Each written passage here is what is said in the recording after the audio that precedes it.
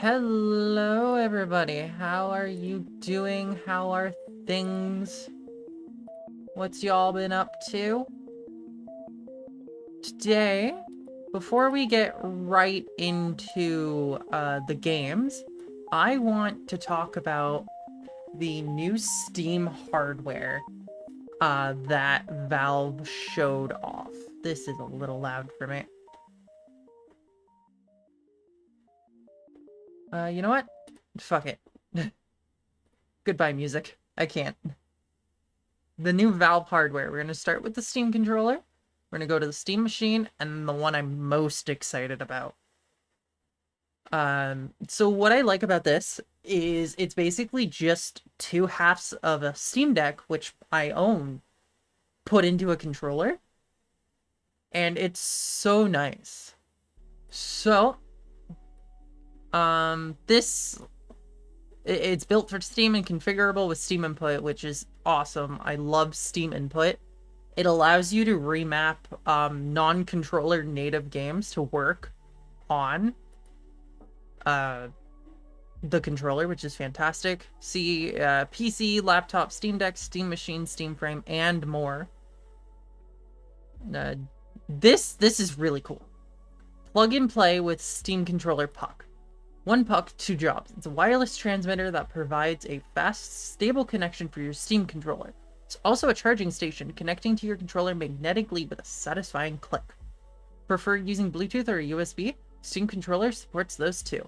I like that it's pogo pins. Those little things there are just pogo pins. It's so nice.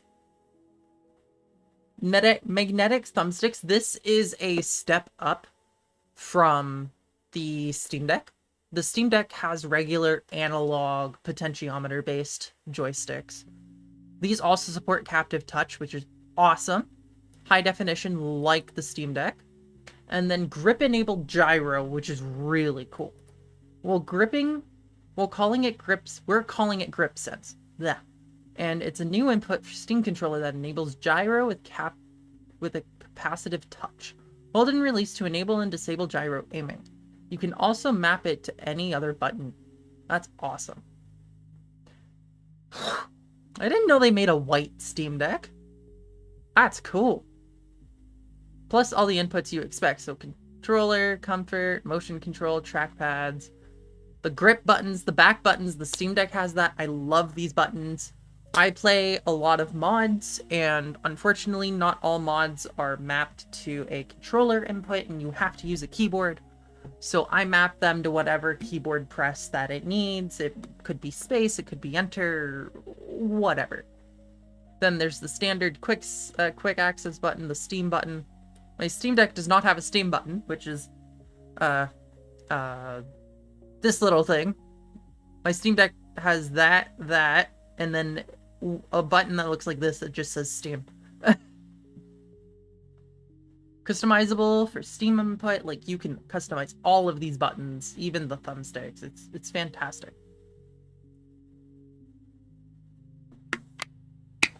The fact that this is so cool. I'm so excited for this. This is wicked too.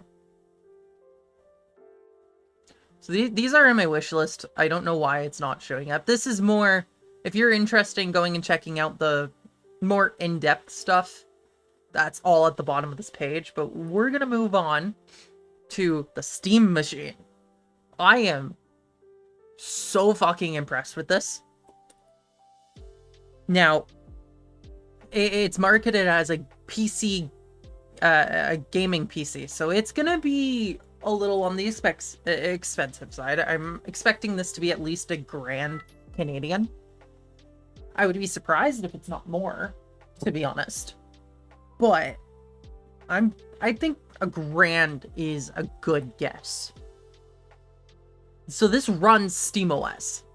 It's over 6 times more powerful than the Steam Deck, which is absolutely crazy. The Steam Deck right now is pretty powerful within itself. A banana for scale. A small form factor, put it under your TV, set it on your desk, hide it under a banana. It's a powerful PC gaming packed into a roughly 6-inch 160 millimeter cube, which is crazy. Cool and quiet. Steam Machine keeps cool and runs whisper quiet, even while running the most demanding games, which is absolutely phenomenal. When they were showing it off and people were having hands-on with it, they opened it and the heat sink was like almost 80% of the size of the actual thing, which is crazy. I/O for days. Ready for all the peripherals and monitors you can throw at it. 1 gigabit Ethernet, DisplayPort 1.4, HDMI 2.0, 1 USB-C, and 4 USB-A ports. But, like, don't actually throw things at it. This is the CPU and GPU, 4K gaming at 60 FPS with FSR. So, unfortunately, it does not do native 4K. You have to use upscaling. Thanks to a discrete semi-custom AMD desktop class GPU, CPU, and GPU. Available in 2 storage sizes, 512 and 2 terabytes. Both come with expandable storage via micro USB. 2x2 Wi-Fi 6E plus Bluetooth 5.3 with a dedicated antenna.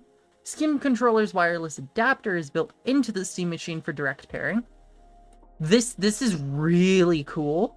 The little button on the Steam Controller, you can press that and it'll just turn on the Steam Machine, which is fantastic. So if you have this hooked up to your TV, you don't even have to get up. Power. No giant brick. Steam Machine power supply is built right in. And then there's all sorts of different stuff you can do. This face plate, as you can see, comes off, which is awesome. There's an LED strip. It's customizable. Like it says, customize it with different colors and animations. I've seen examples of this where it's acting as a loading bar. So while a game's downloading, it's slowly filling up, which is really cool. And then here, this is awesome. This is the engine I use. This is Godot. And on the other window, it's Blender. Like, they are marketing this as a full-blown computer, and I am so fucking hyped for it. Amazing song. Optimized for gaming. It runs SteamOS, Steam Machine verified. Basically what this means is anything that can run on the Steam Deck will run on here. Yes, Steam Machine is optimized for gaming, but it's still your PC. Install your own apps or even another operating system. Who are we to tell you how to use your computer? Steam Machine plays out wherever Steam is. It goes through everything else again. And now we're into the exciting part. I love VR. My only experience with VR has only ever been the PS4 headset, VR headset. That is it. I've been wanting the Index for such a long time, and the fact that wasn't standalone, you would have to plug it into your computer, but this is standalone, is so cool.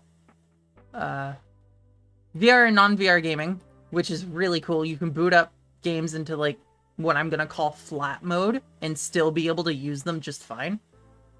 Steam Frame is a streaming first wireless VR headset, plus controllers that can handle your whole Steam library. Step into an immersive VR or lean back and enjoy your non-VR catalog. And it supports standalone play too. This is what I'm looking for. The standalone stuff. There's Half-Life Alyx, which is, from what I've seen, it's a fantastic game. I've never really played it. Designed for comfort, easy to use. The Steam Frame headset is lightweight and compact, with the weight balanced from front to rear for a comfortable experience. It's also easy to just slip on and play with no wires and no setup. So this is what it means by streaming first. Fuck. Wrong button. There. High quality streaming first experience. Streaming can be highly variable, so we prioritize making Steam Frame a stable, high-quality streaming experience. Now, this is really cool because it has this, a wireless adapter and dual radios. The included plug-and-play 6 GHz wireless adapter provides a dedicated link for both VR and non-VR streaming. SteamFrame's dual radios make this connection even more stable. One radio is dedicated to streaming the audio and visuals, and the other connects to your Wi-Fi. 2 dedicated links, no competition for bandwidth. This is awesome. My internet already is iffy at best, so this is great. And foveated rendering. Foveated streaming, is a new feature that optimizes detail where your eye is looking at, and typically offers over a 10 times improvement in image quality and effective bandwidth. Behind the scenes, we're using low latency eye tracking data to steer the best quality pixels only to where you're looking. This is all happening without you noticing and works for your entire Steam library. So what this means is the PlayStation VR 2 is a good example of this. This is everything that's slightly more fuzzier and it's not as prioritized, but where your eye is looking, that's where it's getting the more horsepower, I guess. Who wants pancakes? Thin and light custom pancake lenses provides an edge-to-edge sharpness and large eye box. I'm reading that. Features a 2160 by 2160 LCD panels, 1 per eye. Supported refresh rates are 72 to 144 hertz. From what I have heard, the 144 hertz is experimental. Oh god. Keep pressing all the wrong buttons here. Go back. Thank you. Seamless audio experience. SteamFrame has high fidelity audio via dual stereo speakers on each side. The speakers within each pair are oriented in opposite directions to cancel out vibrations, which can be a tracking system buzzkill. Yeah. So this is so cool because it does all of its tracking on system. It's a computer you wear on your face, which is wicked. There we go. Camera tracking. No setup required. The high-resolution monochrome cameras provide... Four high-resolution monochrome cameras provide controller and headset tracking. Infrared LEDs on the outside make tracking great even in dark environments, which is really cool. Jump right into your games. Just wake up the headset and you're gaming. No fuss, no setup, just games. And we're back. Sorry. Controllers for all your games. Hop between VR and non-VR games. SteamFrame controllers are designed with a split gamepad layout to work with your whole Steam library. So yeah, this has all the similar buttons like your typical controller would, so you can just remap it to the controllers there, which is really cool. VR inputs you'd expect. SteamFrame controllers are tracked in space by the headset and come with all inputs you need. All inputs needed for your VR gaming. Capacitive finger tracking enhances immersion. These controls are fully backwards compatible and support the full Steam VR catalog.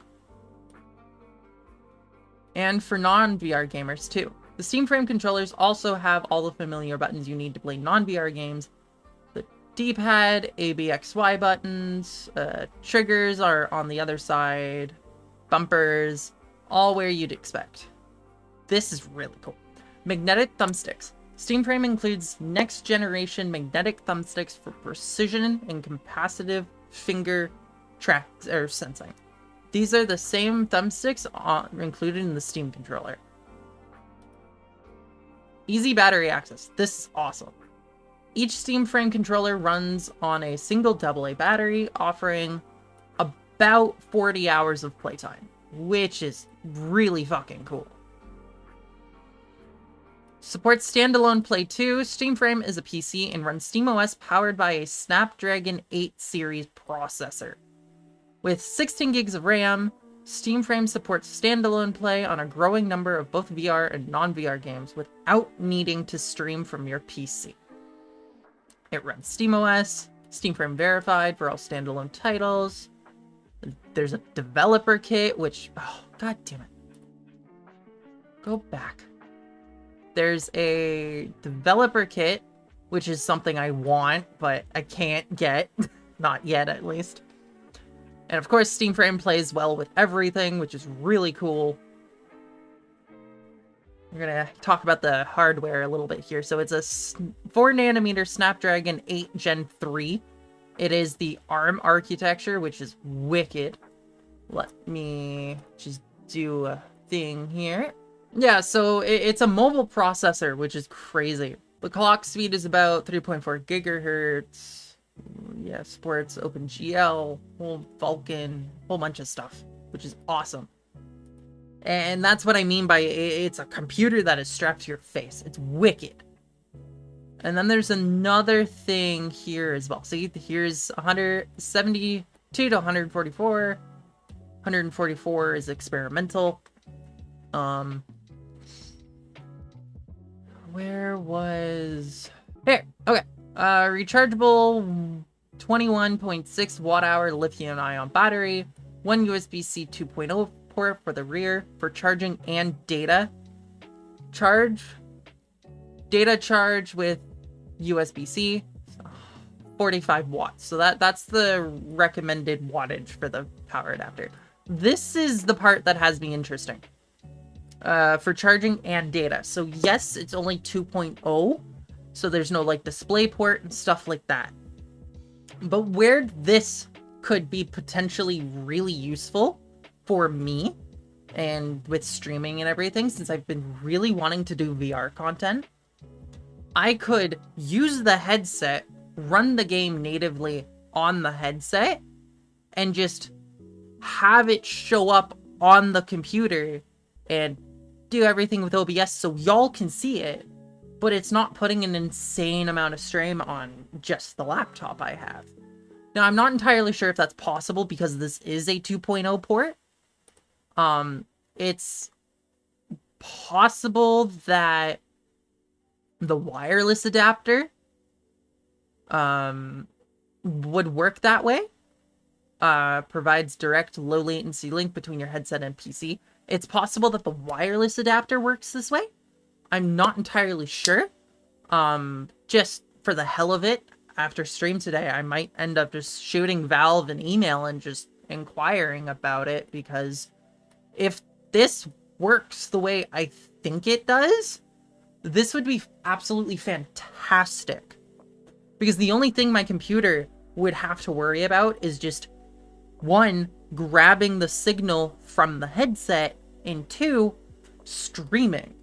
You know, like sending the signal to Twitch, stuff like that. That would be wicked fun. Yeah, so that's what I'm gonna do probably after stream. I'm gonna send them an email and inquire about that. I hope that the 2.0 port works like that. Because my hope is I can just tether to my PC and do it that way.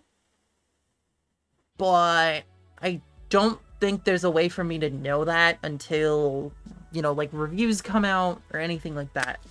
And there's no reviews coming out anytime soon. The Steam controller, Steam Machine, and Steam Frame aren't shipping until early next year, which sucks. We don't have any price estimates or anything like that. If I had to guess, though, this seems very much like a entry-level system. The Valve Index was an enthusiast level, so you had the best for the time, bleeding edge stuff. My guess is this would probably be priced similar to the Quest 3.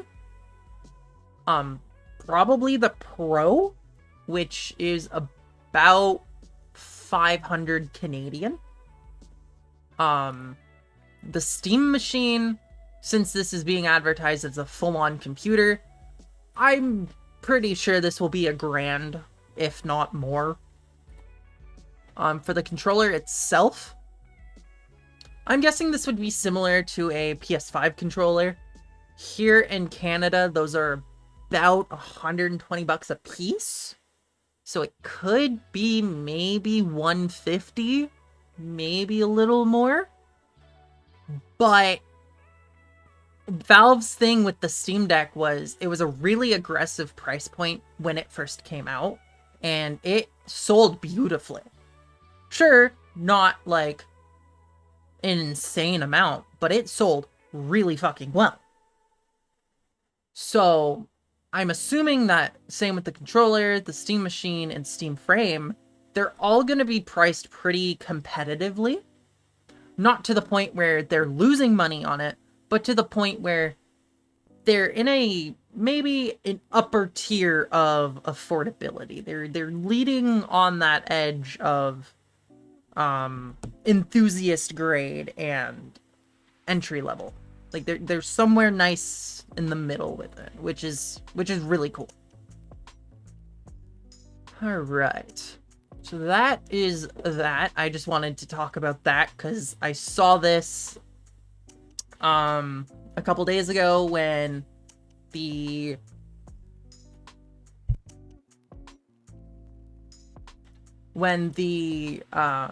trailer came out for it, which was really cool. I loved it.